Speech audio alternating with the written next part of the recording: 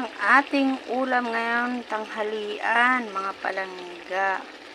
Hindi po mawala ang paksiw everyday. Dahil nung isang araw, nagpaksiw ako, subalit na malingki ang aking asawa ulit.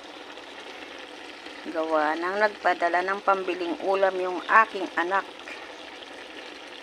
Maraming salamat anak, at hindi mo kami pinababayaan sa araw-araw pang ulam. Ako po'y isang Ilongga na mahilig sa paksiw. O di po ba? Naubos na po yung paksiw natin ng isang araw. Yan ang ulam ko. Galunggong na maliliit na native. Ayoko po ng malaki. Yan po ay pinatisan sa suka. Yan po. Ang kanya pong regado, luya, bawang. Ayoko po ng sibuyas kasi ang sibuyas po, hindi siya pwede pang matagalan sa paksiw. Napapanis. Kaya luya, bawang lang po tayo. Yan po ay purong suka lang po yan. Wala pong tubig. Ayoko nang may tubig.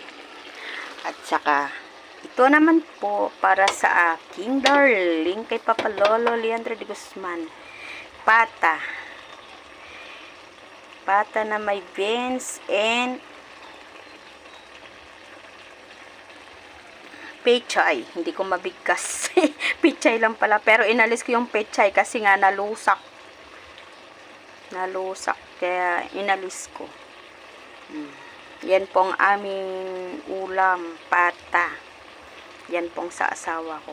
At ito naman po yung sa akin ni Mother, sa amin ni Mother. Pero titikim ako dyan. Gulay. Pwede rin laman, pero hindi ko pwede pagsabayin sa aking favorite. Yan ang ulam po natin today, mga palangga. Sinsya na po kayo, lagi kong piniplex na palaging paksiw kasi nga Ilongga po tayo, Ilongga po ako, Ilongga si Mama Lola, kaya so. Sino bang mahilig sa paksiw dyan? Tapos nilagyan ko siya ng kunting mantika. Di po ba? 2 kilo po iyan.